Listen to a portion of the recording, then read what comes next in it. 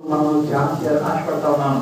యేసు ప్రభు మనుషులను విడిపించడం కొరకు, మనుషులను విమోచించడం కొరకు, తన రక్తము ద్వారా కడిగి పవిత్రపరచడం కొరకు మనుషుడిగా ఈ భూమి మీద పుట్టినప్పుడు, మనుషుడిగా ఈ భూమి మీద పరిచయం చేస్తా ఉన్నప్పుడు అనేక పట్టణాలు తిరుగుతూ ఉండేవాళ్ళు, అనేక గ్రామాలు తిరుగుతూ ఉండేవాళ్ళు, అనేక స్థలాలు తను దర్శిస్తూ ఉండేవారు. అలాగే ఒక రోజున యెరూషలేము పట్టణానికి వస్తా ఉన్నాడు. యెరూషలేము పట్టణానికి వస్తా ఉన్నాడు. అక్కడ రాయబడిన మాట, ఆయన పట్టణమునకు సమీపించినప్పుడు, మన దేవుడు సమీపించే దేవుడు, దగ్గరికి వచ్చే దేవుడు, మనకి అందుబాటులో ఉండే దేవుడు. ఆయన పట్టణానికి వస్తా ఉన్నాడు.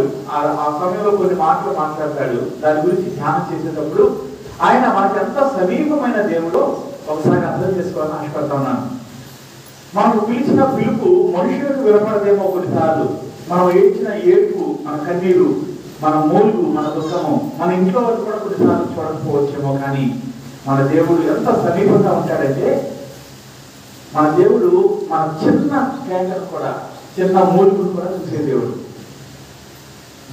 దేవుడికి మనకు సమీపంగా ఉండటం ఇష్టం. మన సమీపంగా ఉండడం అంటే ఏంటి? దగ్గరగా ఉంటాయి కదా. సమీపంగా ఉంటుంది. మన దేవుడు చాలా దగ్గరగా ఉండే దేవుడు. ఎంత దగ్గరగా ఉండే దేవుడు అంటే, మన హృదయంలోని మూలుగును చూసే దేవుడు. మన గుండె కొట్టుకోవడం మనకి తప్ప కనపడదు, మనకు కూడా కనపడదు. మనం చేయి పెట్టుకుంటే కొట్టుకుంటున్నట్టు శబ్దం వస్తుంది. ఒకవేళ స్టెతస్కోప్ పెడితే అదొక ప్రత్యేకమైన పరికరం కాబట్టి దాన్ని మన గుండెల మీద పెట్టినప్పుడు దాని శబ్దం చెవులో కనపడుతుంది. కానీ మన హృదయంలో ఎక్కడో మూలనున్న చిన్న దుఃఖాన్ని కూడా వినేంత దేవుడు, అంత సమీపంగా ఉంది ఆ దేవుడు ఉంటాడు. ద్వితీయోపదేశ కాండము 4వ అధ్యాయం 7వ వచనంలో ఒక మాట ఇవ్వబడింది. అది కూడా ఒకసారి చూస్తాను. ద్వితీయోపదేశ కాండము 4వ అధ్యాయం 7వ వచనం, 7వ వచనం చివరి భాగం చూద్దాం.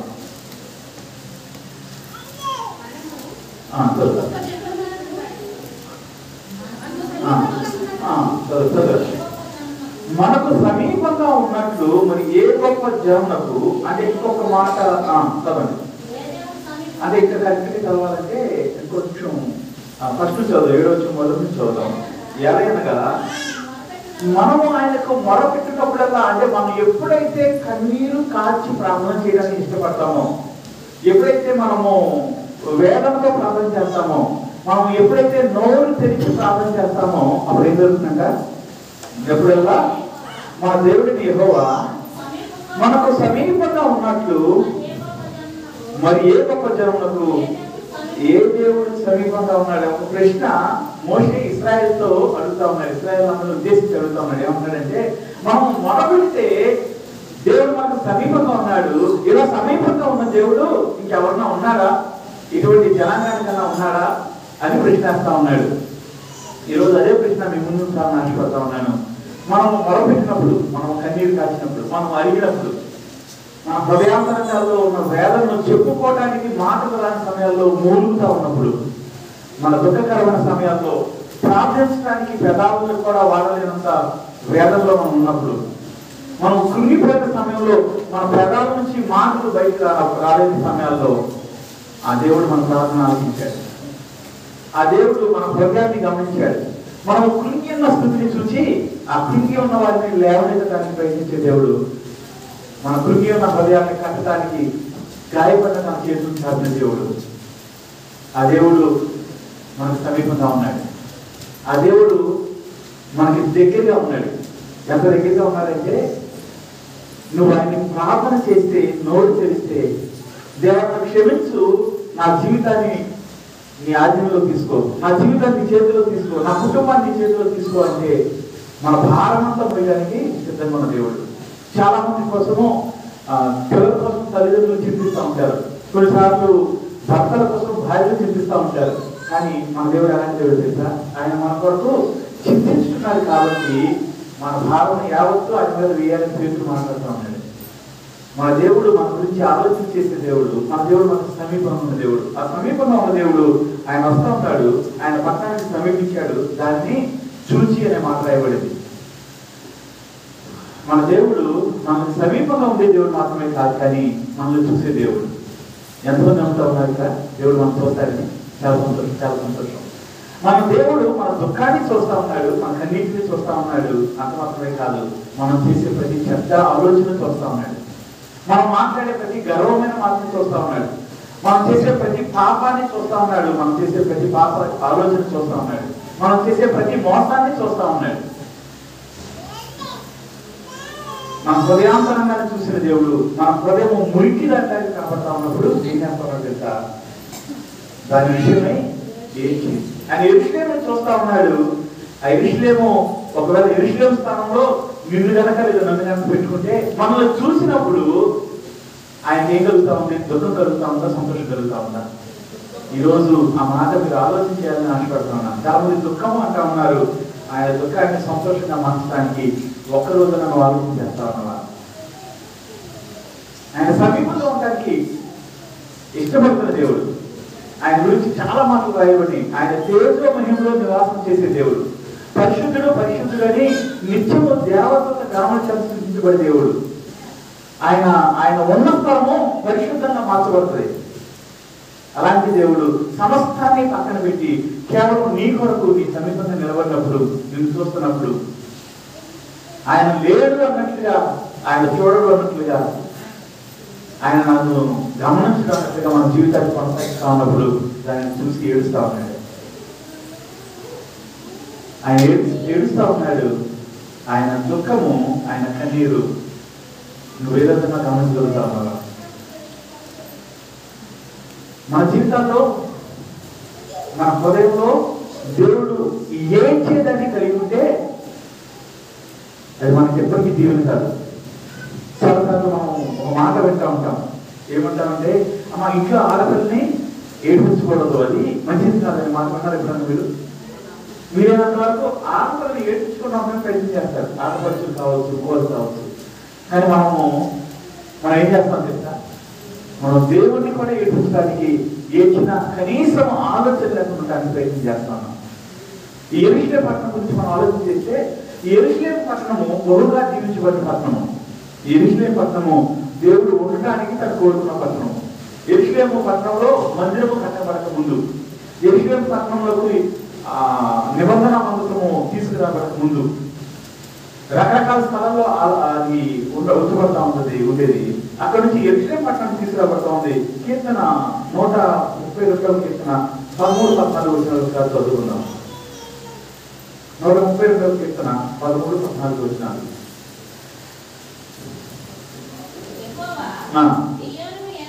యెహోవా సియోనును ఏర్పాటు చేసుకున్నాడు. అంటే అంత ముందు షిత్తీము అనే స్థలంలో నిబంధన మందసం ఉండేది. న్యాయాధిపతుల కాలం అంతా కూడా షిత్తీములో నిబంధన మందసం ఉన్నప్పుడు దేవుడిని అనుకున్న వాళ్ళు షిలోహు అనే స్థలంలో వస్తా ఉండేవాళ్ళు. షిలోహులో దేవుని ఆరాధిస్తూ ఉండేవాళ్ళు. షిలోహులో దేవుని న్యాయాన్ని వింటా ఉండేవాళ్ళు. షిలోహులో దేవుని యొక్క ప్రసన్నతను కనుగొనాలని ప్రయత్నం చేస్తూ ఉండేవాళ్ళు. కానీ ఈ కీర్తన ఏం చెప్తా ఉందంటే యెహోవా సియోనును ఏర్పాటు చేసుకుని ఉన్నాడు. చదువుమా. తనకు నివాస స్థలముగా దాన్ని కోరుకుని ఉన్నాడు. ఇక్కడ మనం చూస్తే యెరూషలేములో దేవుని మందిరం కట్టబడింది. యెరూషలేము నేను ఉండటానికి కోరుకున్నాడనే మాట చెప్తూ నేను ఇప్పుడు చదివించిన దానిలో సియోను అనే మాట వింటా ఉన్నాం. నిజానికి సియోను అనేది ఒక కొండ. సియోను మీద ఉన్న ఒక పట్టణము యెరూషలేము. చాలా తేలిక మీకు అర్థం కావడం కోసం చెప్తా ఉన్నాను. సియోను అనేది ఒక కొండ. ఆ కొండ మీద ఉన్న ఒకనొక పట్టణము యెరూషలేము. సియోను కొండ మీద తన విశ్రామ స్థలముగా, తన నివాస స్థలముగా, మనుషుల మధ్య తన ప్రత్యక్షతను కనపరుచుకునే స్థలంగా దేవుడు ఏర్పాటు చేసుకున్నాడు. ఆ తర్వాత ఉంటుంది ఇది నేను కోరిన స్థానము, ఇది నిత్యం నాకు విశ్రమ స్థానముగా ఉంటుంది. ఇక్కడ అంటే దేవుడు నివాసము మనుషుల మధ్య ఏర్పాటు చేసుకోవడానికి ప్రయత్నం చేస్తా ఉన్నాడు. ఆయన పరిశుద్ధమైన స్థలాల్లో ఉండేవాడు. పరిశుద్ధమైన స్థలాన్ని ఆయన ఏర్పాటు చేసుకోవడానికి మనుషుల మధ్య నివాసం చేయాలనుకుంటున్న కారణం ఏంటంటే మనుషులు కూడా తన పరిశుద్ధత కోరుకోవాలి, మనుషులు కూడా తన పరిశుద్ధత పొందుకోవాలని ఆయన ఆశ. ఆయన మనుషుల మధ్య నివాసం ఏర్పాటు చేసుకోవడానికి సియోనును కోరుకుంటా ఉన్నాడు, యెరూషలేమును కోరుకుంటా ఉన్నాడు. స్పష్టత కావాలంటే యోవేలు గ్రంథము 3వ అధ్యాయం 16-17 వచనాలు కొంత మనకు స్పష్టత కనిపిస్తూ ఉంటుంది. చదువుతాము. యోవేలు గ్రంథము 3వ అధ్యాయము 16-17 వచనాలు. యెహోవా సియోనులో నుండి గర్జించుచున్నాడు. యెరూషలేము నుండి తన స్వరము. మీరు ఒకవేళ ఇంటికి వెళ్ళిన తర్వాత వచ్చిన చదివితే సియోను యెరూషలేము అనేది సియోను కండ మీద కట్టబడిన ఒక స్థలముగా మనకు కనబడతా ఉంటది.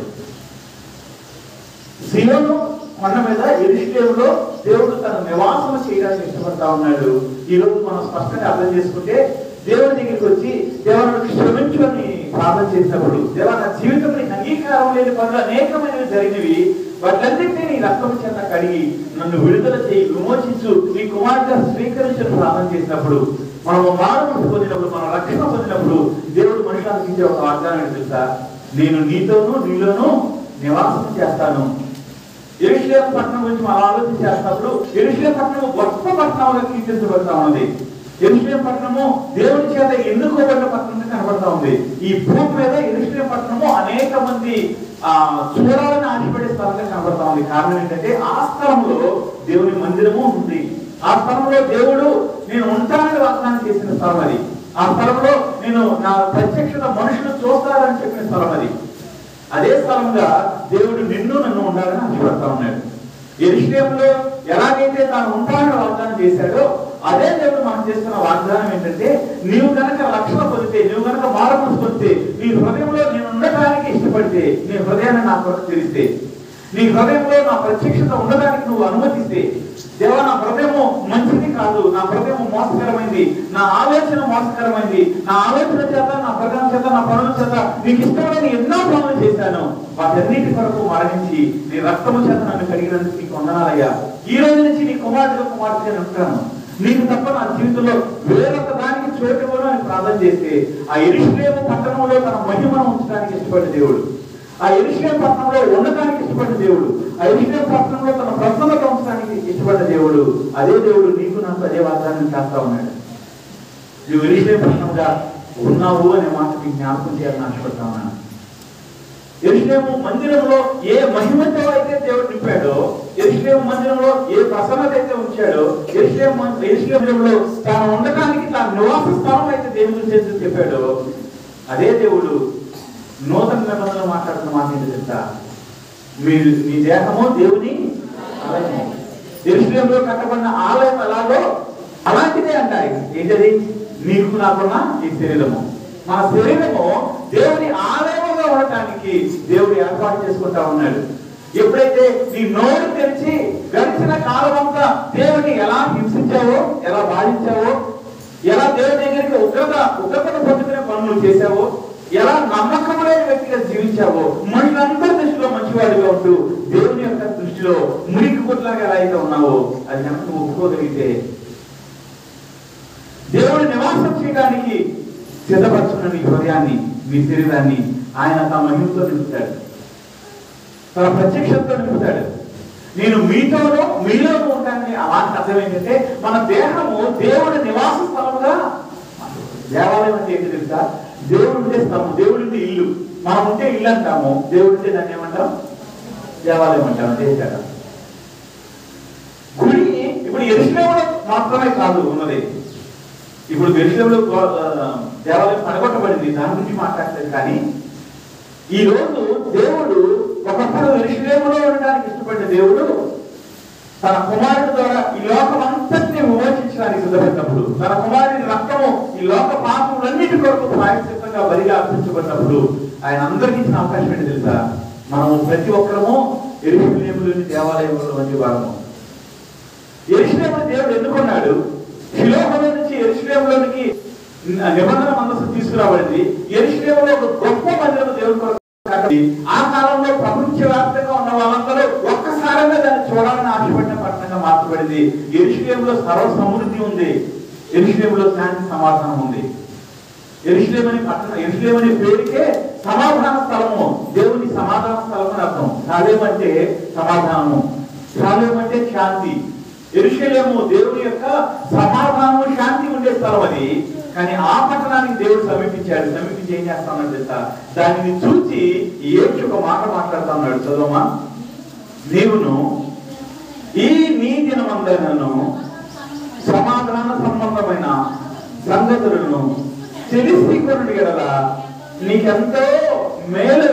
ఆ రోజు దేవుడు ఆ దేవాలయం ఉన్న పట్టణం ఉన్న యెరూషలేము దగ్గరికి వచ్చి, అరే ఈ రోజైనా సరే సమాధానము, శాంతి నీకు ఏ సంగతులైతే, ఏ మాటలైతే నీకు వివరిస్తాయో, ఏ మాటల ద్వారా నీకు శాంతి సమాధానం కలుగుతుందో ఆ మాటలు నువ్వు గమనించగలిగితే మేలుగా చెప్తా ఉన్నాడు యెరూషలేము పట్టణంతో. ఈరోజు దేవుడు నీతో కూడా అదే మాటలు చెప్తా ఉన్నాడేమో. దేవుడు నిన్ను ఎన్నుకున్నాడు. దేవుడు నివాస స్థలంగా నువ్వు ఉండడానికి సిద్ధపడినప్పుడు బహుశా దేవుడు నీ పక్షంగా తన బాబును చాపాడు. ఏ స్థలంలో అనేక మంది దేవుని స్తుతించడానికి వచ్చేవాళ్ళు, ఏ స్థలంలో ప్రార్థన చేసినప్పుడు పరలోకంలో దేవుని మహిమతో ఆ దేవాలయం నింపబడిందో, ఆ దేవాలయాన్ని చూసిన వారు దూర ప్రాంతం నుంచి ఆ దేవాలయం చేతిలో చాచి ప్రార్థన చేసిన వారు ప్రతి ఒక్కరూ మేలు పొందుకున్నారో, అదే స్థలము కొన్ని సంవత్సరాల తర్వాత ఎలా మార్చబడిందో తెలుసా? అదే స్థలానికి దేవుడు సమీపించి దేవుడు దాన్ని చూసి ఇప్పటికైనా సరే నువ్వు సమాధానకరమైన సంగతులు తెలుసుకుంటే నీకు మేలు అని చెప్పే స్థలంగా మార్చబడింది. కారణం ఏంటి తెలుసా? ఏ యెరూషలేమునైతే దేవుడు ప్రేమించాడో, ఏ యెరూషలేమునైతే తాను ఉండటానికి నివాస స్థలంగా కోరుకున్నాడో, ఆ నివాస స్థలము దేవునికి నమ్మకమైన వ్యక్తిగా లేకుండా పోయింది. ఆ నివాస స్థలము దేవుడు అసహించుకునే క్రియలకు స్థానంగా మార్చబడింది. ఈరోజు వాక్యం ఇచ్చిన వాళ్ళరా, నీ హృదయం ఎలా ఉంది? నీ శరీరం ఎలా ఉంది? యెహెజ్కేలు గ్రంథంలోని అంతకుముందు కూడా 2-3 సార్లు యెహెజ్కేలు గ్రంథాన్ని చూపించి మీతో మాట్లాడాను. ఈరోజు యెహెజ్కేలు గ్రంథంలోని స్పష్టమైన మాటలు చూపించట్లేదు. కానీ సొలొమోను రాజు ప్రార్థన చేసినప్పుడు, ఈ యాజకులు సొలొమోను రాజు తమ చేతులెత్తి దేవుడి సన్నిధిలో ప్రార్థన చేసినప్పుడు పరలోకం నుంచి దేవుని మహిమ ఆ దేవాలయం మీద దిగి వచ్చింది.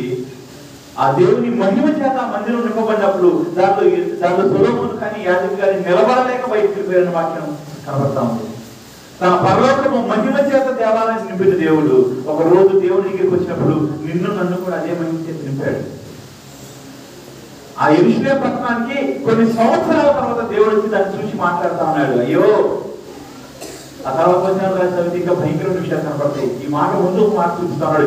ఈ రోజైనా సరే నీకు ఏది శాంతిని, సమాధానాన్ని, నెమ్మదిస్తుందో అది చూడగలిగితే బాగుండు నువ్వు. కాకపోతే అది చూడకుండా నీ కళ్ళు మరుగు చేయబడి, నీ కళ్ళు మూసుకోబోబడి నేను మాట్లాడుతా ఉన్నాడు యెరూషలేము పట్టణంతో. ఏ యెరూషలేము పట్టణాన్ని కోరుకుని ఈ స్థలంలో ఉంటా అని చెప్పాడో అదే స్థలం గురించి దేవుడు దుఃఖపడతా ఉన్నాడు. నిన్ను కోరుకుని నువ్వు తన సన్నిధికి వచ్చినప్పుడు నీ దుఃఖంలోనో, కన్నీటిలోనో, బాధలోనో నోరు తెరిచి ప్రార్థన చేసినప్పుడు తన బాహువును చాపి నిన్ను తాకి నీతో నేను ఉంటాను, నీలో నేను ఉంటాను, నీవు నా దేవాలయంలో ఉండబోతా ఉన్నావు అని చెప్పిన దేవుడు ఈరోజు నిన్ను చూసి దుఃఖిస్తున్నాడా, సంతోషిస్తున్నాడా? నిన్ను చూసి కన్నీరు కారుస్తున్నాడా? నీ విషయమై సంతోషపడతా ఉన్నాడా? ఇలా చాలా మంది మాట్లాడారు, దుఃఖపడతా ఉన్నారు, ఏడుస్తా ఉన్నాడు దేవుడు నా విషయమై అని. ఆ విషయం నీకు అర్థమైతే దాన్ని సరి చేసుకోవడానికి ఏం చేయగలిగావు? మన ఇంట్లో ఒక వ్యక్తి లేదా మనకు తెలిసిన ఒక వ్యక్తి మన విషయంలో బాధపడుతున్నాడంటే, దుఃఖపడుతున్నాడంటే ఏదో ఒక విధంగా అతను సంతోషపెట్టడానికి ప్రయత్నం చేస్తావే. నిన్ను బ్రతికించిన దేవుడు, నిన్ను దీవించిన దేవుడు, ఈ రోజు ప్రాణంతో ఉండడానికి కారణమైన దేవుడు నీ విషయంలో సంతోషంగా లేడు అని అర్థమైన తర్వాత కూడా ఎలా ప్రశాంతంగా తిరగలుగుతా ఉన్నావు, ఎలా ప్రశాంతంగా పండుకోగలుగుతాను? దేవుడి దగ్గర రావడానికి, దేవుడితో సరి చేసుకోవడానికి దేవా నీవే నా దేవుడు, నీవు తప్ప నాకు ఇంకొకరు లేడయ్యా. మారు మనసు పొందితే నా హృదయంలో నీకు సింహాసనాన్ని ఉంచితే, నా హృదయంలో నీ రక్తము చేత కడగబడితే నీ కుమారుడిని స్వీకరించబడతాను అర్థమైన తర్వాత కూడా ఇంకా నీ దగ్గర నేను రాలేకపోతున్నానయ్యా, నన్ను క్షమించని ప్రార్థన చేయడానికి ఏది అర్థం వస్తుందో నాకు తెలియదు. కానీ జాగ్రత్త, దేవుడి దగ్గరికి వచ్చి వెళుతున్న వాళ్ళరా, దేవుడి దగ్గరికి నా దేవుడు గొప్ప దేవుడు అని అనేక మంది సాక్ష్యం చెబుతున్న వాళ్ళరా, నీకు దేవుడికి మధ్య ఏ సంబంధం లేకుండానే మీ జీవితం రోజుల తరబడి, సంవత్సరాల తరబడి గడిచిపోతా ఉన్నాయే. చాలా చిన్న చిన్న విషయాన్ని మీకు జ్ఞాపకం చేయాలని ప్రయత్నం చేస్తా ఉన్నాను. నీ దృష్టికి నీవు క్రైస్తవుడుగానే కొనసాగుతా ఉన్నావు. వీళ్ళు చాలా మంది విగ్రహారాధన చేయట్లేదు, వీళ్ళు చాలా మంది ప్రసాదాలు తినట్లేదు, వీళ్ళు చాలా మంది విగ్రహారాధన సంబంధమైన వ్యక్తుల యొక్క చనిపోయిన రోజుకి, పుట్టినరోజుకి వెళ్ళని వారుగానే కనబడతా ఉన్నారు. మంచిదే, నీకు నువ్వు క్రైస్తవుడుగా కొనసాగుతున్నావు కదా. దేవుడి దృష్టిలో నువ్వు క్రైస్తవుడుగా ఉన్నావా? మనుషుల దృష్టిలో నువ్వు క్రైస్తవుడుగా ఉన్నావా? ఆలోచన చేయండి. ఎవరైనా చనిపోయినప్పుడు మన సంఘానికి వస్తూ చనిపోయిన వాళ్ళని కొంతమందిని చూశాను నేను. మన సంఘానికి వస్తూ రక్షణ లేకుండా చనిపోయిన సమయాల్లో మన సంఘానికి వచ్చే వాళ్ళు చాలా మంది వేరొక మతానికి చెందిన వాళ్ళే కాబట్టి వారి బంధువులైన వాళ్ళు నా దగ్గరికి వచ్చి, అయ్యా ఈయన బాప్తిజం పొందారా అని మాట్లాడటాన్ని నేను చాలాసార్లు విన్నాను. లేదు అని చెప్పడానికి అనేక సార్లు నేను బాధపడతా ఉండేవాడు. లేదనేది వాస్తవమే, ఆ వ్యక్తి బాప్తిజం పొందలేదనే మాట వాస్తవమే.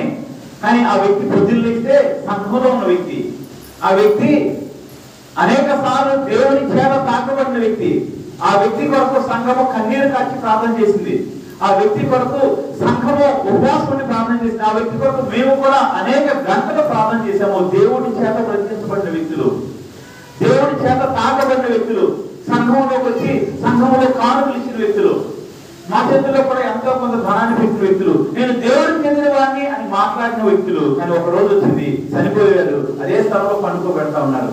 స్త్రీలు ఉన్నారు, పురుషులు ఉన్నారు.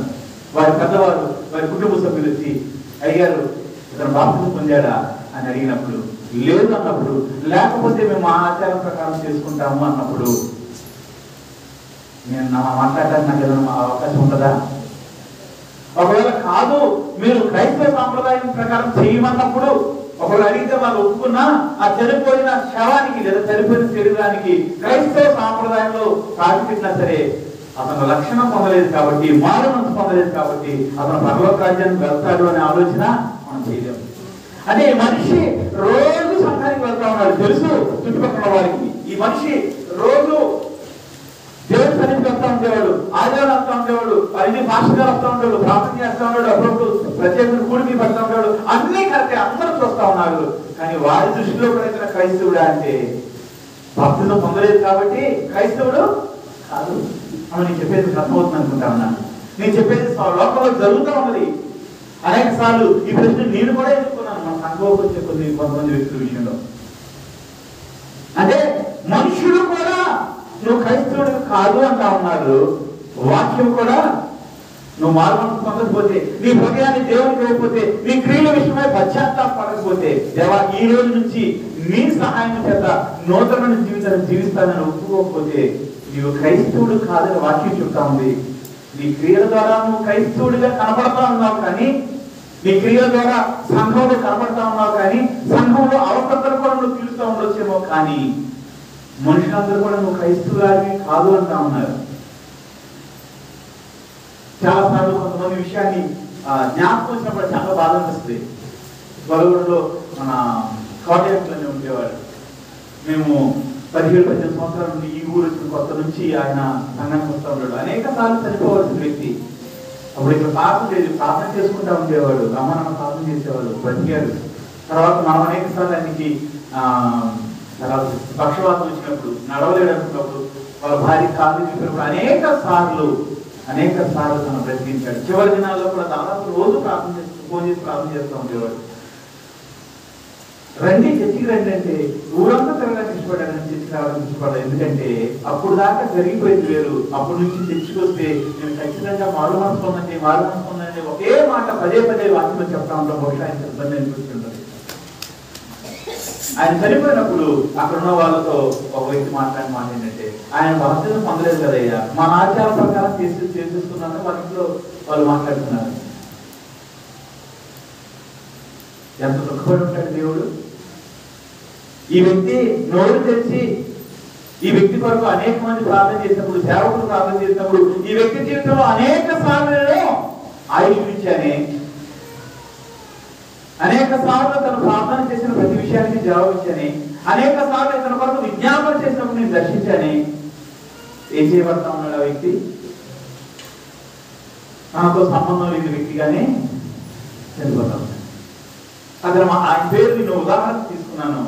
అలాంటి సందర్భాలు 2-3 జరిగినాయి.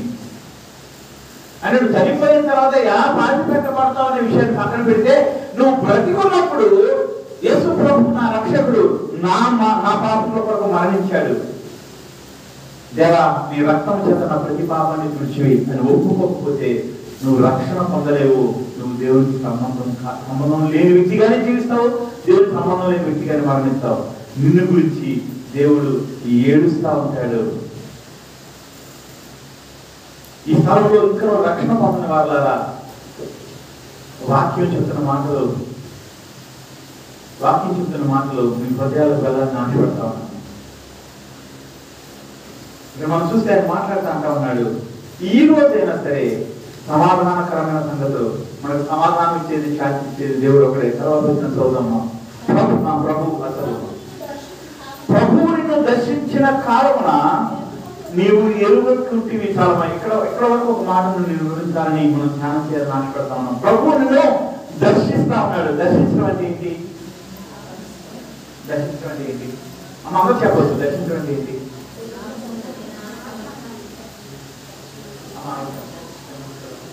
దర్శించడం అంటే ఏంటి?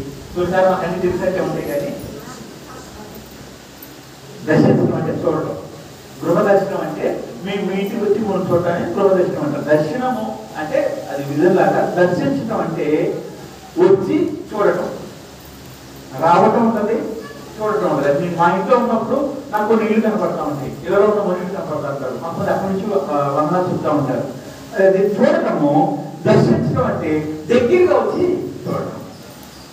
దేవుడిని దగ్గరగా వచ్చి వీళ్ళు చూస్తా ఉన్నప్పుడు నీవు ఆయనను ఎరగకుంటివి అంటాడు. అంటే ఆయనకి నీకు మధ్య ఏ సంబంధము లేని వ్యక్తిగానే జీవించావు అంటా ఉన్నాడు. ప్రభువైన యేసుక్రీస్తు తన నోటితో యెరూషలేము గురించి మాట్లాడుతున్న మాటలు. ప్రభువైన యేసుక్రీస్తు తన నోటితో ఈరోజు నీ గురించి కూడా మాట్లాడుతున్నారేమో. ఆ యెరూషలేము అనే స్థలంలో నీ పేరు పెట్టుకో. ఆ యెరూషలేము అనే స్థలంలో ఆ స్థలంలో నిన్ను ఊహించుకో. ఆయన నీ దగ్గరికి వస్తే మనకి ఎంతో సంతోషమో. మనం అనేక సాధన చేస్తాం, దేవా నాకు దగ్గరగా మీరుండండి, నాకు కాపుదలగా మీరుండండి, నా రక్షణగా మీరుండండి. కానీ అదే దేవుడు అంటా ఉన్నాడు, నేను వచ్చానమ్మా. ఎక్కడ దాకా వచ్చానంట? హృదయం దగ్గరికి వచ్చి ఆ తలుపు కొడతా ఉన్నాడు. ఆయన వచ్చాడు. తలుపు అవతల ఆయన ఉన్నాడు, తలుపు యువతల ఉన్నాను. తలుపు ఎంతమంది ఉంటుంది సుమారుగా? తలుపు తెలుసన్నా? ఇప్పుడు చూసారు తలుపుని? స్తోత్రం, హల్లెలూయా. చాలా సంతోషం. ఎంతమంది ఉంటుంది తలుపు అంటే? పెట్టినారు కానీ చాలా కొత్తగా చూస్తా ఉంటారు. తలుపు అంటే ఇల్లు అన్నట్టు చూస్తారు. తలుపు ఎంతమంది ఉంటుంది సుమారుగా? తక్కువ 600 దగ్గర నుంచి 1,000 దగ్గర నుంచి మహానుకుంటే. అంటే మనకు అక్కడ కుక్కలకి ఎదురు తలుపు ఉంది ఒకటి, అది బహుశా ఒక అడుగు ఉంటుందేమో, అడుగున్నా తక్కువ ఉంటుంది. అంత చూసారా? అదే అది కాటుకుంటే తలుపు అంటే ఎంతన్నా సరే ఒక అడుగు కన్నా ఎక్కువ ఉండదేమో. మన ఇళ్లలో తలుపు 600 నుంచి కూడా ఉంటాయి, బహుశా 200 ఉంటాయి. అంటే తలుపు అవతల ఆయన ఉన్నాడు. మన చెయ్యి ఎక్కడ ఉంది? తలుపు మీద ఉంది. చేతులు పడతారు కదా, తలుపు కడతా ఉన్నాడు ఆయన. తలుపు యువతల మనం ఉన్నాం. ప్రభువు దర్శించిన కాలంలో మనం తెలియని వాళ్ళు వస్తే తలుపు ఎలా తీయమో, దేవుడికి మనకి సంబంధం లేదు కాబట్టి ఆ తలుపు తీరే స్థితిలో ఉన్నావేమో. అత్యంత సమీపంగా దేవుడు ఉన్నాడు. మనం ఎప్పుడు దేవుడు రమ్మంటాం తెలుసా? మనకు అనారోగ్యంతో ఉన్నప్పుడు రమ్మంటాం, మనకు అవసరం ఉన్నప్పుడు రమ్మంటాం, మనకు డబ్బులు అవసరమైనప్పుడు రమ్మంటాం. కానీ ఆయన ఎప్పుడు వస్తానన్నాడు తెలుసా? నువ్వు ఎప్పుడు రమ్మన్నా సరే తలుపు తీస్తే చాలు, నేను లోపల అడుగు పెట్టాల్సి సిద్ధంగా ఉన్నానన్నాడు. మనలో చాలా మంది ఇంకా నువ్వు ఒక్కసారి కూడా మారు మనసు పొందిన వారిగా, ఒక్కసారి కూడా దేవుని క్షమించే ప్రార్థన చేయని వారిగా ఉంటే, అనేక మంది అనేక సార్లు దేవుని క్షమించు క్షమించు క్షమించు అని అడిగి ఆయన పాదాలు పట్టుకుని ఆయన పాదాలను కన్నీటితో తడిపిన తర్వాత కూడా అలాంటి స్థితిలో ఉన్న వాళ్ళు కూడా చాలా మంది కొన్ని రోజుల తర్వాత ఆయన బయటికి పంపించి తలుపు మూసిన వారిగా కనపడుతూ ఉన్నారు.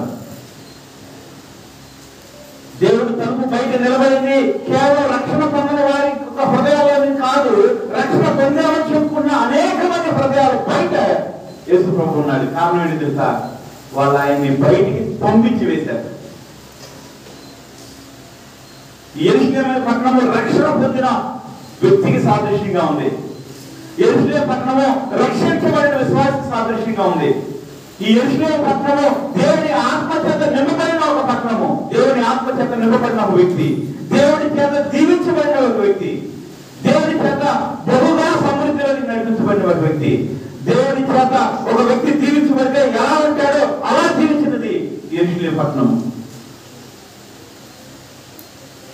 కానీ ఒక రోజు అంటా ఉన్నాడు, నేను నిన్ను సమీపముగా అవకాశం ఉందంటే జరిగింది. దేవుడు మాట్లాడుతున్నాడు, దేవుడికి అబద్ధమాతో. ఈ రోజుల్లో చూస్తే బహుశా నీ విషయంలో అది నిజమే అనిపిస్తా ఉంది.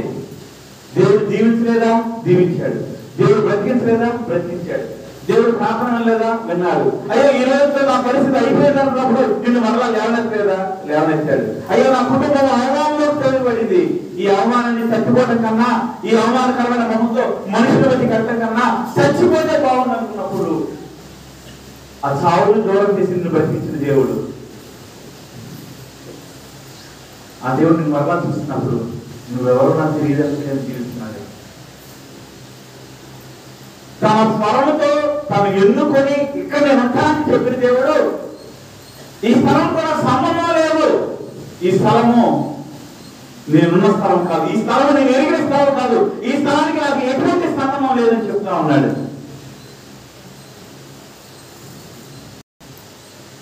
తాను ఎన్నుకొని తను ప్రత్యేకపరచుకున్నాడు నిన్ను దేవుడు. ఈ ఎన్నుకోవడం అనే మాట దగ్గర నాకు చాలా ఏమనిపిస్తుంది. ఎన్నుకోవడం అనే మాట, ఎన్నుకోవడం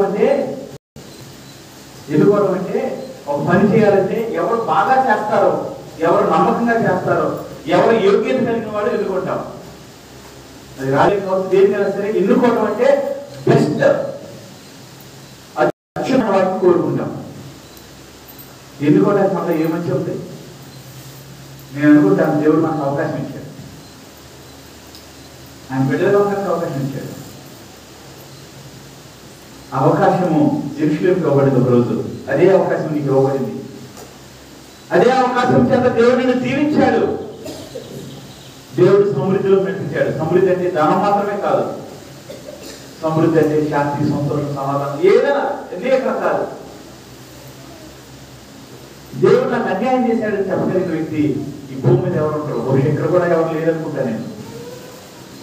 ఏదో సమయంలో దేవుడు నాకు ఏం చేశాడు అన్న వాళ్ళు కూడా, ఏం చేశాడమ్మా నాకు దేవుడు అని మాట్లాడిన వాళ్ళు కూడా కొన్ని రోజుల తర్వాత, కొన్ని నెలల తర్వాత, అయ్యో నేను మాట్లాడిన మాట తప్పు, దేవుడు నాకు అన్యాయం చేయలేదు. ఒక కుటుంబం ఉంది, వాళ్ళ పాపం పెళ్ళి అవ్వట్లేదు, చాలా అదే ఉన్నాయి, వాళ్ళకి పెళ్ళి అవ్వట్లేదు. వాళ్ళు మా దగ్గర గురించి మాట్లాడుతూ ఉన్నారు. మాట్లాడుతున్నప్పుడు సరే ప్రార్థన చేద్దాం అని చెప్తాము అని నేను మాట్లాడాను. నేను అన్నప్పుడు ఆవిడ ఎవరైతే మా దగ్గరికి వచ్చారో ఆవిడ అంటా ఉంది, లేదయ్యా దేవుడిని తప్పనుకోవడానికి లేదు. ఆయన ఒక కాలంలో పెళ్లి అంటే ఎంతో మంచి మంచి సంబంధాలు మా కాళ్ళ దగ్గర తీసుకొచ్చాడు. అవి దేవుడి ద్వారా వచ్చినాయి. కానీ మేమేం చేసాం తెలుసా? వాటిని మా కాళ్ళతో మేము చేసిన చదువుకున్నాం. దేవుడిని అంటాకి మేము సరిపోం, దేవుని అంటాకి లేదంటాం. దేవుడు అన్యాయస్తుడా? దేవుడు మనలో ఎవ్వరికి అన్యాయం చేయలేదు. కానీ అదే దేవుడు నీ దగ్గరికి వచ్చినప్పుడు నీ జీవితాన్ని చూసి తొక్కుపడుతూ ఉన్నాడు. నేను ఖచ్చితంగా చెప్తాను, మనలో అనేక మంది జీవితాలు దేవుడు చూసినప్పుడు ఆయన దుఃఖపడుతూనే ఉన్నాడు. ఎందుకంటే మనుషులు చూస్తే నీ పైరూపాన్ని చూస్తారు, మనుషులు చూస్తే నువ్వు వాళ్ళకి చెప్పే వందనాలు చూస్తారు, మనుషులు చూస్తే నువ్వు వాళ్ళకి చేసే మంచి, నువ్వు వాళ్ళకి ఇంటికి పిలిచి పెట్టే భోజనం చూస్తారు. కానీ దేవుడు చూస్తే నీ హృదయాంతరంగాలు చూస్తాడు. నీ జీవితంలో మనుషులకు తెలియని నీ ముఖాన్ని చూస్తాడు. నీ జీవితంలో మూడో వ్యక్తి లేకుండా నువ్వు చేసిన పనులు చూస్తాడు.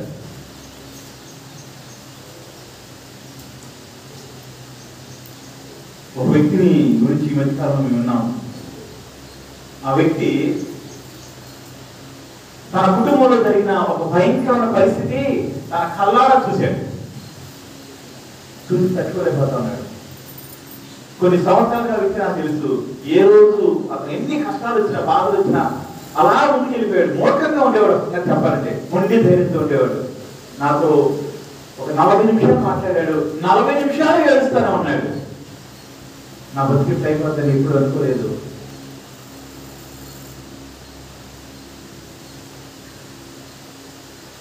తన సొంత ఇంట్లో జరిగిన ఒక సంఘటన 40 నిమిషాలు మాట్లాడాడు. ఏడుస్తూనే ఉన్నాడు. అతను ధైర్యపరచడానికి నాకు చాలా కష్టమైంది, ఓదార్చడానికి కష్టమైంది, ఏడవద్దని చెప్పడానికి కష్టమైంది. కారణం ఏంటి తెలుసా? చూడకూడని వాటిని, తెలియకూడని వాటిని, వినకూడని వాటిని తను చూశాడు, విన్నాడు, తన గుండె వదలైపోయింది. నిన్ను చూస్తున్నప్పుడు దేవుడి పరిస్థితి కూడా అలాగే ఉందేమో అనిపిస్తారు. మాట్లాడుతున్నాను దేవా, నన్ను చూసి ఎప్పుడు నువ్వు ఇలా దూరపడాల్సిన పరిస్థితిలో నేను ఉండకుండా నాకు సహాయం చేయాలి. దేవుడు మనం చూసినప్పుడు, మన వేషధారణ చూసినప్పుడు, మన రహస్య జీవితం చూసినప్పుడు, మన చేతులతో, మన హృదయాలతో, మన శరీరంతో మనం చేస్తున్న భయంకర వాటిని చూస్తా ఉన్నప్పుడు, అయ్యో ఈ బిడ్డ కొరకే కదా నా రక్తాన్ని కాచింది, ఈ బిడ్డకి నేను తప్పు చేసి అన్ని ఏది పొందుకోవడానికి యోగ్యత ఉందో దానికి నూరంతలు ఎక్కువ చేశాను కదా, ఎందుకని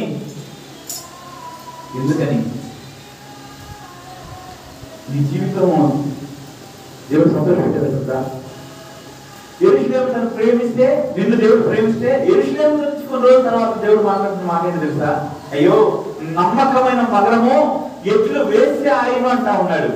యెరూషలేము పట్టణము ముక్కలు కావడానికి, యెరూషలేములో నుంచి దేవుడి యొక్క ప్రసన్నత వెళ్ళిపోవడానికి, యెరూషలేము మందిరము దేవుడి మహిమను కోల్పోవడానికి కారణం ఏంటి తెలుసా? 2 కారణాలు చెప్పి ముగించాలి నాటపడతా ఉన్నాను. 2 కారణాలను వివరించి ముగించాలి నాటపడతా ఉన్నాను. యేసుకేలు స్పష్టంగా చూపిస్తాడు.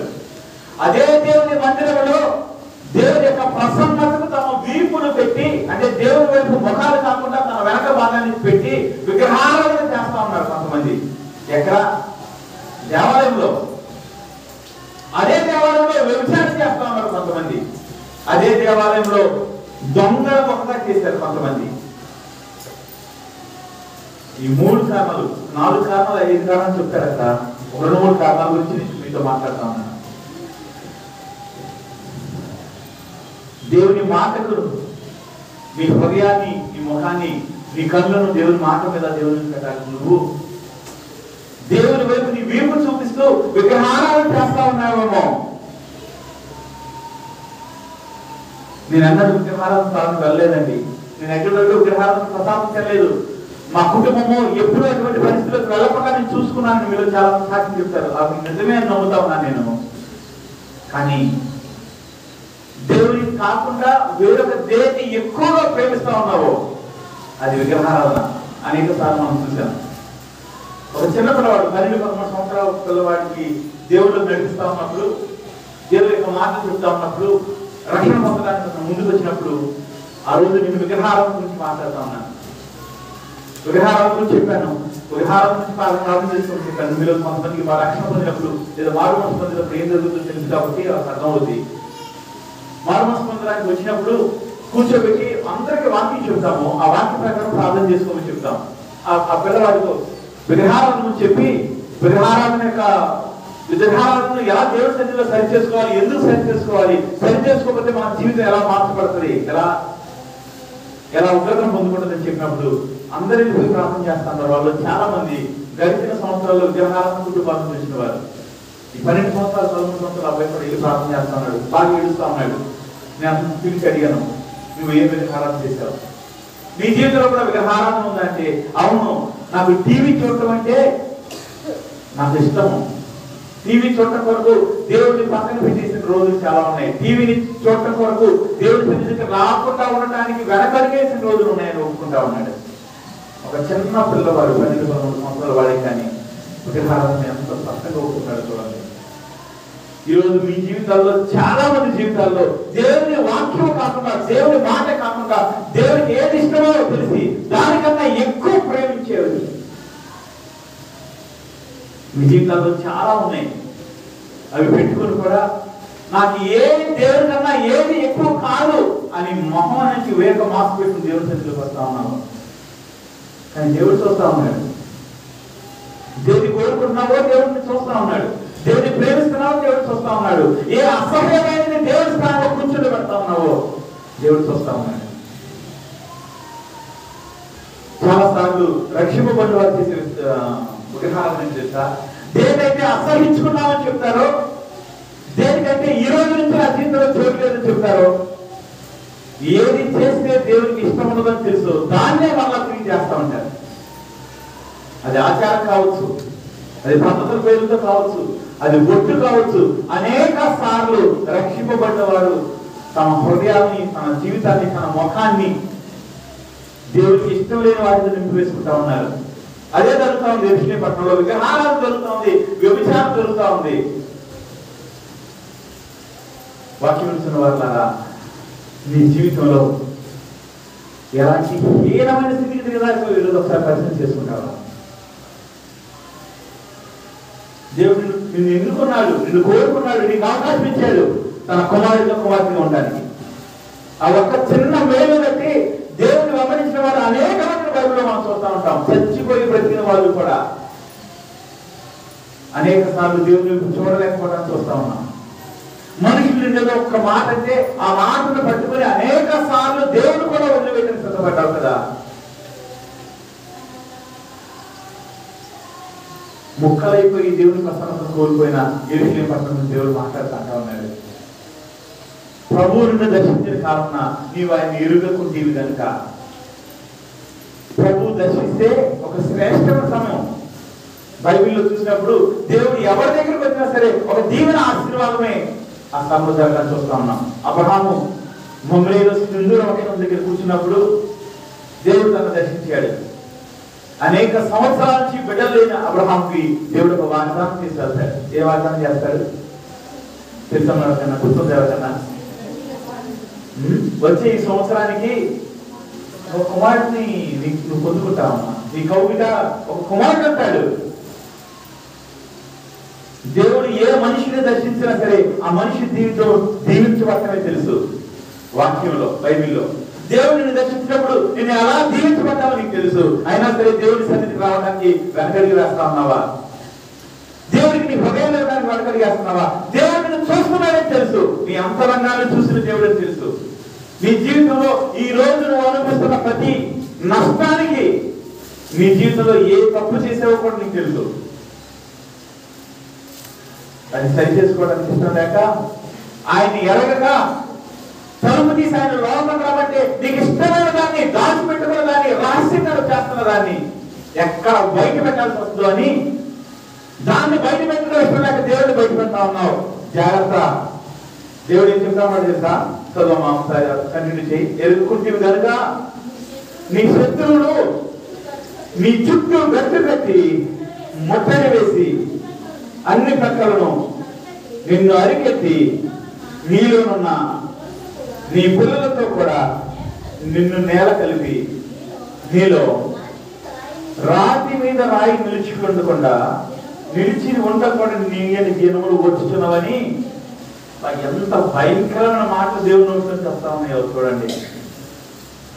నీకు ఇష్టమైన దాన్ని లోపల పెట్టుకోవడం కొరకు నీకు బ్రతికించిన, జీవం ఇచ్చిన, నిన్ను కాపాడి, నిన్ను స్వస్థపరిచి ఈ రోజు వరకు నువ్వు నిలిచి ఉండడానికి కారణం దేవుడు బయట పెట్టావా? దేవుడు ఎన్ని సంవత్సరాలు వేచి ఉన్నాడో చూడండి. నీ శత్రువులకు నీ మీద అధికారం వస్తుందని చెప్తా ఉన్నాడు. నీ శత్రువులు నిన్ను అరికడతానని చెప్తా ఉన్నాడు. నువ్వు ఎక్కడ అడుగు తీసి అడిగేటువంటి పరిస్థితి ఉండదంట. ఒకరోజు అక్కడ భయంకరమైన రెండు మాటలు చెప్తా ఉన్నాడు. ఒకటి, నీలో ఉన్న నీ పిల్లలతో కూడా నిన్ను నేలకల్లా. ఈ మాటలు చదువుతుంటే నాకు ఒకసారి భయం అనిపిస్తూ ఉంటుంది. కారణం ఏంటి తెలుసా? దేవుడు నిన్ను దర్శించినప్పుడు, దేవుడి దగ్గరికి వచ్చినప్పుడు, దేవుడి సన్నిధి నీకు ఉన్నప్పుడు, దేవుడి మాటలు నీ హృదయానికి దగ్గరగా వచ్చినప్పుడు, దేవుడి మాటలు నీ చెవుల్లో కనపడుతున్నప్పుడు, ఇప్పుడు కాదులే నన్ను నేను సరి చేసుకోవటం, నాకు కాదులే ఈ మాటలు, నేను ఆల్రెడీ మారుమనసు పొందాను, రక్షణ పొందాను, బాధ్యతలు పొందాను, బలలో చేతులు పెడుతున్నాను అనుకుని నిర్లక్ష్యం చేస్తా ఉంటే దేవుడు ఏం చెప్తా ఉన్నాడు తెలుసా? నీలో ఉన్న నీ పిల్లల్లో కూడా నేల కలుపుతా అంటా ఉన్నాడు. కొన్నిసార్లు కొన్ని వాక్యాలు వింటా ఉంటే, కొన్ని వాక్యాలు చదువుతా ఉంటే ఒళ్ళు గూస్బంప్స్ వస్తా ఉంటాయి. అది మనం తట్టుకోలేము. వాక్యాన్ని కళ్ళ ముందు పెట్టి చూడండి. ఈ వాక్యం చదవడానికి వినడానికి కూడా భయం అనిపిస్తుంది మనకి. రాయి మీద రాయి ఉండకుండా నేల కలుపుకోవాలి. నువ్వు నాశనం అయిపోవడం దేవుడికి ఇష్టం లేదు, నువ్వు బాధపడటం దేవుడికి ఇష్టం లేదు, నువ్వు అవమానపరచబడటం దేవుడికి ఇష్టం లేదు. కానీ అవమానము, ఆ బాధ, ఆ ఉగ్రత ఎవరు తెచ్చుకుంటారు తెలుసా? కారణం ఏంటి తెలుసా? అది నీ జీవితాలకు రావడానికి కారణము దేవుడు నీకు లేడు. ఆయన నువ్వు బయట నిలబెట్టిస్తావు. రక్షణ పొందకుండా బయట నిలబెట్టిన వాళ్ళు కొంతమంది అయితే రక్షించబడిన తర్వాత తమ జీవితానికి, తమ రహస్యమైన జీవితానికి అర్థవస్త్రాన్ని దేవుడు పక్కన పెట్టేసిన వాళ్ళు. దానికి చాలా మంది పెట్టిన పేరు ఏంటంటే నేనేమి చేయలేదని అంటా ఉంటారు. ఆ మాట మీరు నాతో చెప్పగలరేమో కానీ దేవుడి దగ్గర చెప్పగలరా? దేవుడి సన్నిధిలో మాట చెప్పగలరా? మనుషులకు మన జీవితాన్ని మార్చి మనకు అనుకూలంగా చెప్పుకుంటాం అంటే అనేక సార్లు. నువ్వు నిజంగా దేవుల్లో ఉండాలంటే, జీవించబడాలంటే నేను మాట చెప్పనా? నోరు తెరిచి నిజం చెప్పు దేవుడి దగ్గర, నోరు తెరిచి నిజం చెప్పు మనిషి దగ్గర. చాలా మంది ఏం చేశారో తెలిసిన తర్వాత కూడా మనిషికి అబద్ధం చెప్పి ఆ అబద్ధమే నిజమని కూడా చేస్తా ఉంటారు. ఏ అబద్ధం అయితే చెప్తా ఉన్నారో అదే నిజమని పూర్తిగా నమ్మి బతికేస్తా ఉంటారు. కొన్ని రోజులకి వాళ్ళు చేసిన దాన్ని మర్చిపోయేలాగా అపవాది వారి కళ్ళ గుడ్డితనాన్ని కలిగేస్తారు. దాని గురించి పైన వచ్చిన రాశాడు, మాట్లాడాడు దేవుడు. నీ కన్నులతో అవి మరుగైపోయి ఏది మంచిదో, ఏది యథార్థమైనదో, ఏది సత్యమైనదో తెలియకుండా నీ కళ్ళు మూసివేయబడటానికి కారణం ఏంటంటే అబద్ధాన్ని నిజం జీవిస్తా ఉన్నావు. దేవుడికి కూడా అబద్ధం చెప్పడం అలవాటు అయిపోయిన స్థితిలో ఎదురైపోయావు. జాగ్రత్త, నువ్వు సరి చేసుకోకపోతే దేవుడు అంటా ఉన్నాడు. భయంకరమైన ఉగ్రత గురించి చెప్తా ఉన్నాడు, భయంకరమైన శిక్ష గురించి చెప్తా ఉన్నాడు. చాలా మంది దేవుని దగ్గర రావడం, చాలా మంది దేవుని దగ్గర కూర్చుని నా జీవితం ఎలా ఉందయ్యా, నేను రక్షించబడ్డాను కదా, అదే స్థితిలో ఉన్నానా, నువ్వు నన్ను ఎన్నుకుని ఎరుషలేములాగా ఎరుషలేమున్నట్లుగా నన్ను కూడా కోరుకుని నీ స్పందనలో ఉండే భాగ్యం ఇచ్చావు కదా, ఆ బాధ్యత నువ్వు ఇచ్చిన రోజును, నువ్వు ఇచ్చిన జీవనం, నువ్వు ఇచ్చిన హృదయాన్ని అలాగే కలిగి ఉన్నానా? నువ్వు ఒక మంచి భక్తి జీవితంలో కొనసాగాలంటే ఏం చేయాలి తెలుసా? నిన్ను నువ్వు కనీసం ఒక నెల రోజులకు ఒకసారైనా సరే దేవుని సన్నిధిలో పరిశీలన చేసుకోవాలి, నిజంగా పరిశీలన చేసుకోవాలి. అది బలారాడు సమయం కావచ్చు, ఇంకో సమయం కావచ్చు. ఆ సమయం పావుగంట అరగంట కాదు, ఒక రోజు పరిశీలించుకోవడానికి కష్టపడండి. అదే దేవుడు పిలుస్తూ ఉన్నాడు. దాన్ని ఒకసారి నేను చూపించాలనుకుంటున్నాను. యెషయా గ్రంథము మొదటి వచ్చిన మొదటి అధ్యాయం ఒకసారి నేను చూపిస్తాను. యెషయా గ్రంథము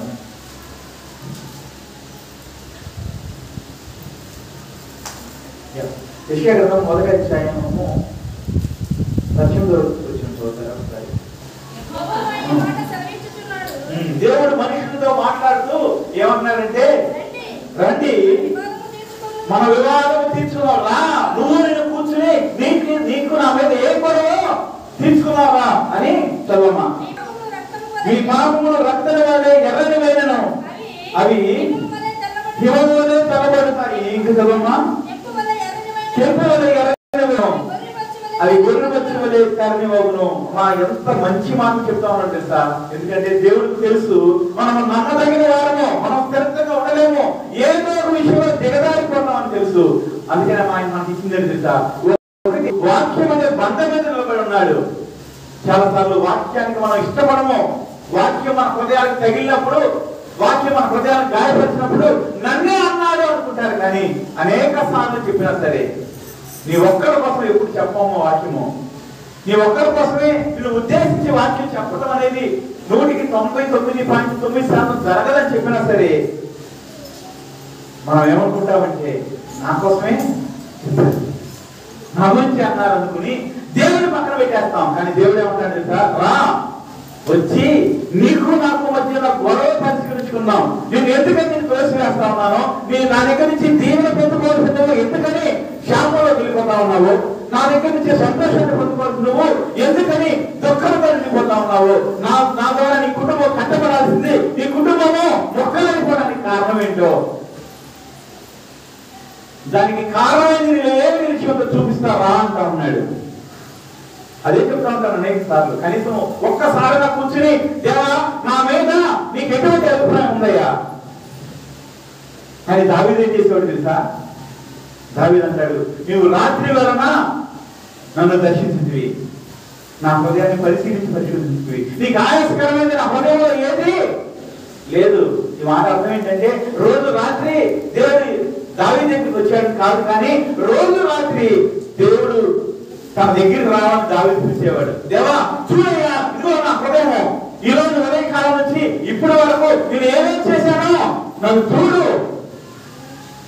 నన్ను చూడు. నువ్వు ఉండకుండా నీకు ఆయాసకరమైంది, నీకు దుఃఖకరమైంది, నీకు కన్నీరు తెప్పించేది, నీ గాయం రేపేది ఈ రోజు నేను ఏమన్నా చేశానేమో చూడు. మనకు ఆ ధైర్యం లేదు. ఎందుకంటే మనం ఆయనకి ఇష్టం లేని అనేక మంది చేసి ముసుగు కప్పుకొని ఒక ప్రవక్త దగ్గరికి ఆ భార్య యెరొబాము భార్య వెళ్ళినట్టుగా వెళ్తా ఉన్నాం.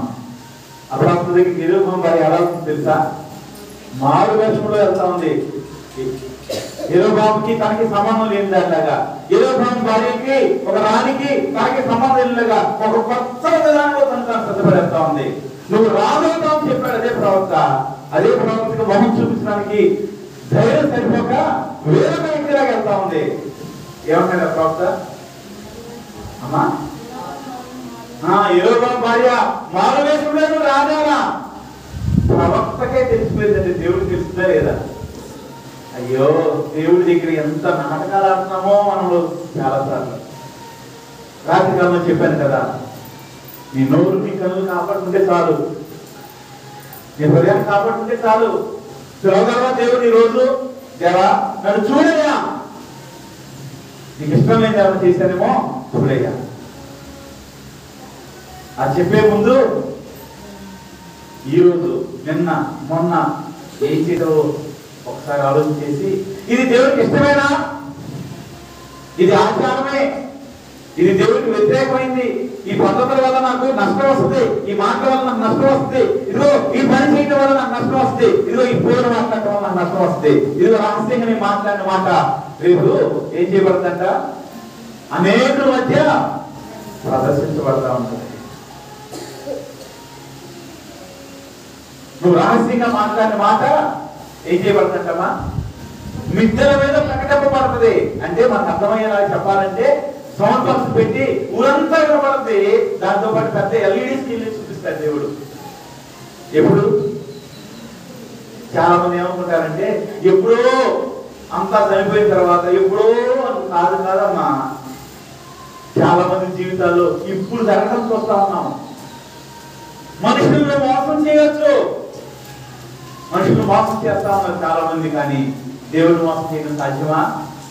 దేవుడు మోసం చేయలేకపోగా దేవుడి దగ్గర నుంచి ఉగ్రత నీ మీదకి వస్తా ఉంటుంది, దేవుడి మీద నుంచి శిక్ష వస్తా ఉంటది.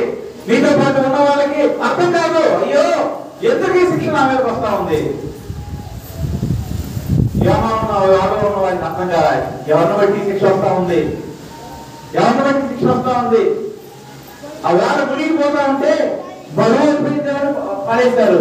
తుఫాన్లో ఉన్నాం కదా, నీళ్ళు వస్తే వాళ్ళు ఉన్నాయని పడేశారు. అయినా సరే అక్కడ ఇంకా మునిగిపోతా ఉంది. బరువు లేకపోయినా మునిగిపోతుంది వాడ. అర్థం చేసుకుంటున్నారా? సమస్య లేకపోయినా నీ వాడ మునిగిపోతుందంటే, నీ కుటుంబం మునిగిపోతుందంటే, నువ్వు అంత కష్టపడినా నీ సచ్చి రంగం పడిన దాంట్లో అయిపోతుందంటే ఏం చేయాలి తెలుసా? ఆగి ఆ యోనాతో పాటు ఉన్న వాళ్ళు ఏం చేశారో వాళ్ళు చేయాలి. ఏం చేశారు తెలుసా? వాళ్ళు ఎవరి బట్టి శిక్ష మా మీదకి వస్తుంది. వాళ్ళకి ఆ రోజుల్లో తెలిసింది ఏంటంటే, వాళ్ళకి ఆ రోజుల్లో తెలిసింది చీటీలు వేశారు. మనకి ఈ రోజు తెలిసింది ఏంటి? మనకేం తెలుసు? ఈ రోజు ఏం జరిగిందో తెలుసుకోవాలంటే ఏం చేస్తాం మనం? అంజనాడు వెళ్తాం కదా. అంజనాడు తెలుసా? తెలుసా లేదా? మన సమాధానం పట్ల ఇది వస్తుంది కదా. లేకపోతే అంటే మనుషులు వెళ్ళి అంతకుముందు పోయి అనుకోండి, ఒక దగ్గరికి వెళ్ళేవాళ్ళు ఏమనే వాళ్ళని అమ్మా నాకు తెలిసిన భాష అంజనం అంటారు. ఏమంటారండి చెప్పండి, తప్ప శకునం అంటారు. అంటే అక్కడికి వెళ్తే పలానా చోట పలానా ఇంట్లోనే నాలుగేదో చెప్తా ఉండేవాళ్ళు. మనకు తెలిసింది ఏంటి తెలుసా? మనం చేయాల్సింది ఏంటి తెలుసా? దేవుడి సన్నిధికి వచ్చి, దేవా జరుగుతుంది కదా, దీనికి కారణం అందరినీ దీవిస్తున్న దేవుడు మాకు ఎందుకు జీవనం రాలేదు? అందరినీ ఆశీర్వదిస్తున్న దేవుడు మాకెందుకు ఆశీర్వాదం రావట్లేదు? అన్ని కుటుంబాల్లో సంతోషం ఉంది, మా కుటుంబాల్లో సంతోషం లేదు. ఏదైనా కావచ్చు, నీ సమస్యను దేవుడికి తీసుకెళ్ళి నువ్వు వినటానికి సిద్ధపడి, దేవా దీనికి కారణం ఏంటయ్యా అని అడగడానికి సిద్ధపడితే. కొంతమంది కొన్నిసార్లు సమస్యలతో ఫోన్ చేస్తూ ఉంటారు, మన వాళ్ళు బయట కూడా ఫోన్ చేసి వాళ్ళు మాట్లాడే మాట ఏంటంటే, ఇలా ఎందుకు జరుగుతుందో మాకు తెలియట్లేదు అన్నయ్య. నేను వాళ్ళతో ఎవరితో అనిపించిన మాట ఏంటంటే, రెండో మాట ప్రారంభం చేసుకుంటాను. కొన్నిసార్లు దాదాపు వాళ్ళు అన్నప్పుడు 300 సార్లు, అంటే 100కి ఒక 80% సార్లు వాళ్ళు ఎందుకనే ఆనందంలో ఉన్నారో నాకు అర్థమవుతుంది. కానీ నేను చెప్తే ఏమవుతుంది? మనసులో కోపం వస్తుంది కదా, వస్తుందా కదా? రాదని వీళ్ళు చాలా మంది అంటారు, కానీ వస్తుంది. ఏదో టైంలో బాధ అనిపిస్తే, అయ్యో నేను సొంత అన్నయ్యలాగా చూసుకుంటే నన్ను ఎంత మాట అన్నాడే, నన్ను సొంత కొడుకులాగా చూసుకుంటే లేదా సొంత వ్యక్తిలాగా చూసుకుంటే, మేము అంతగా ప్రేమించాము, నన్ను ఎంత మాట అన్నాను. ఎందుకంటాం? ఎందుకు చెప్తాను తెలుసా? అది నిజం కాదు. అమ్మా నువ్వు పలానా రోజు పలానా తప్పు చేసావమ్మా, దానికి యొక్క శిక్ష వస్తా ఉంది, వద్దు. అలాంటి పనులు ఒకసారి చేయొద్దు. అలా చేయకుండా నోటిని దేవుని సన్నిధిలో ప్రార్థన చేసుకో. కాబట్టి చాలాసార్లు ఏం చేస్తాను తెలుసా?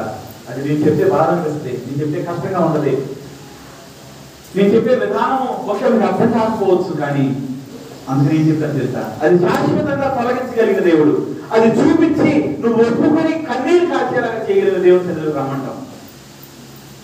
ఆ మాట చెప్పినప్పుడు చాలా మందికి సరే అంటారు, కానీ చాలా మంది దేవుని సన్నిధి రావడానికి ఇష్టపడలేదు.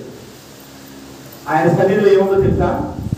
ఆయన సన్నిధిలో సంపూర్ణ సంతోషము కలదు. నమ్మిన వాళ్ళందరూ తప్పకుండా దేవుని నామమున పడతారు.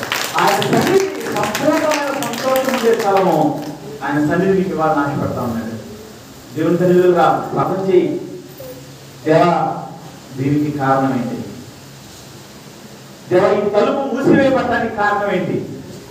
నా జీవితంలో నేను తల ఉంచుకోవడానికి కారణం ఏంటి? నా జీవితంలో నేను నష్టపోవడానికి కారణం ఏంటి? నువ్వు అడగడానికి సిద్ధపడితే చూపించడానికి దేవుడు సిద్ధంగా.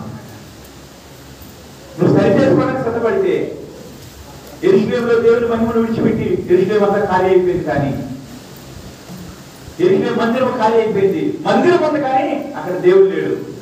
క్రైస్తవులుగా దేవుని సన్నిధిలో ఉన్నాం, కానీ మన హృదయంలో దేవుడు లేడు. దాని గురించి మాట్లాడుతున్నాను. విశ్వాసులుగా పిలువబడుతున్న వారిలో విశ్వాసం లేదు, దేవుడితో సమాధానం లేదు. దేవుడి కన్నా దేవుడిని బయట నిలబెట్టి వాళ్ళకి ఇష్టమైన వాటితో వాళ్ళ తమ హృదయాన్ని నిలుపుకొని దాన్ని ఎవరికి చూడకుండా బంధించుకున్న తలుపులు కలిగిన వారిగా మనుషులు మారిపోతా ఉన్నారు. వాళ్ళకు వచ్చే శిక్ష గురించి మాట్లాడుతూ ఉన్నాడు 43వ వచనంలో. ఆ శిక్ష మన జీవితాల్లో ఎవ్వరి వెనక రాకూడదని నేను కోరుకుంటా ఉన్నాను. దాని కొరకు మనం ఏం చేయాలో తెలుసా? నోరు తెచ్చి, దేవా నేనేమై ఉన్నా నాకు చూపించే. దావీదు ప్రతి రాత్రి ప్రార్థన చేసేవాడంట. ఆ మాటను ఆధారం చేసుకుని మీరు మారు మనస్పతి ఇలా వెళ్ళేటప్పుడు మీరు చాలా మందికి చెప్పాము, దాదాపు ప్రతి ఒక్కరు చెప్పాము. రాత్రి పండుకునే ముందు ఒక 5-10 నిమిషాలు మోకరించి ఆ రోజు నీ జీవితంలో నువ్వు మాట్లాడిన మాటలు, చూసిన చూపులు, చేసిన పనులు ఒక్కసారి జ్ఞాపకం చేసుకో. అది నిన్నటి కన్నా ఈరోజు దేవుని వైపుగా ఉంటే నువ్వు దీవించబడతావు. ఏది అసహించుకుని విడిచిపెట్టావో దాన్ని చేస్తే నష్టపోతావు. అటువంటి స్థితిలో ఎవరు ఉండకూడదని దేవుడు ఆశపడతా ఉన్నాడు. అందుకని ఆయన మన సమీపంగా ఉన్నాడు, అందుకని ఆయన మనం చూస్తా ఉన్నాడు. ఆయన దుఃఖ ఫలంలో ఉన్నాడు. ఎందుకో తెలుసా? మనం ఆయన ఉగ్రత పొందుకోకూడదని. నువ్వు కళ్ళు మూసుకుని వెళ్ళగలిగితే, నువ్వు కళ్ళు మూసుకుని ఆయన హృదయాన్ని చూడగలిగితే ఆయన నీ కొరకు దుఃఖపడ్డాన్ని చూడగలుగుతావు. సరి చేసుకుంటావా? ఈరోజు చిన్న ప్రార్థన చేసుకుందాం. ప్రతి ఒక్కరు నోరు తెరిచి ఎలాంటి స్థితిలో నుంచి దేవుడు ఇప్పుడు